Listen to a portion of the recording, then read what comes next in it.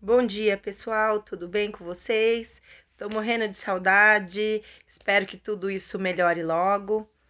Enfim, hoje nós vamos retomar um assunto que nós começamos a falar brevemente no começo do ano e preciso retomar agora para que a gente não se perca muito do conteúdo que a gente começou a ver, tá? Que é o Simple Past em inglês, que é o passado simples. O que significa passado simples? Bom, significam ações no passado que já acabaram, foram coisas que já aconteceram, tá? Isoladas, que não continuam até agora, no presente, tá? Por exemplo, eu li um livro ou eu comi macarronada, algo que você concluiu. Esse é o passado simples, ok? O simple past. Até então, a gente não precisava saber disso, mas quando nós vamos passar uma frase no inglês para o passado, a gente descobre que existem dois tipos de verbos, tá? Os regulares e os irregulares. Muito bem, o que significa isso? Significa que quando eu vou passar minha frase para o passado, basicamente eu só preciso mexer no meu verbo. O que é o verbo?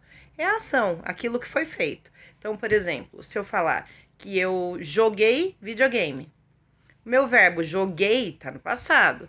No presente é o verbo jogar. Em inglês é play, né? Esse muitas pessoas conhecem. E o verbo play é regular, o que significa que quando ele vai para o passado, por ser regular, basta eu acrescentar duas letras nele, o E e o D. E aí, a partir desse momento, o verbo jogar vai para o passado, no caso, joguei, né? Fica played. Maravilha. Todo verbo regular, para passar no passado, basta ganhar ed ao final e ele está no passado. Simples. Poderiam ser todos assim, mas não são. Aqueles que não são regulares, que são os verbos irregulares, eles compõem uma tabela de verbos irregulares, que é uma tabelinha que vocês, na sua grande maioria, ganharam lá na escola. O que significa isso?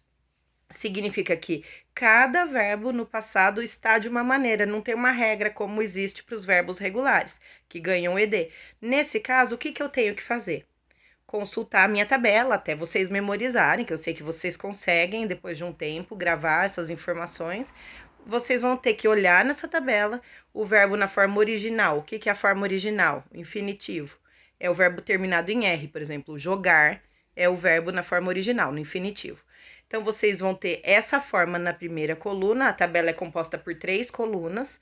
Então, a forma original está na primeira, e o simple past, que é a forma que você quer desse verbo no passado, está na segunda coluna, ou seja, à direita aí da forma original, está no meio. E aí, a partir desse momento, você pega essa forma da segunda coluna e coloca na sua frase. Aí você passou a sua frase para o passado. Simples assim. Se for regular, você acrescenta ed. Se for irregular, você pega a forma da segunda coluna dos seus verbos. Tá? Eu tô deixando uma tabela aqui anexa na atividade, nesse vídeo, para vocês consultarem, porque alguns de vocês não chegaram a receber a tabela na escola e alguns também já perderam.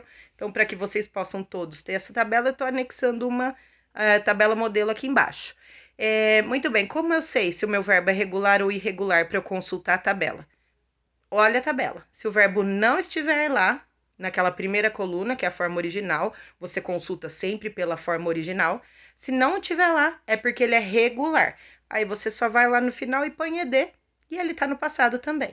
Se estiver na tabela, basta pegar a forma da segunda coluna, a coluna do meio, ok? Eu vou deixar um exemplo na descrição da atividade, junto com o exercício que eu vou pedir para que vocês façam. E se vocês tiverem alguma dúvida, vocês me chamam, tudo bem?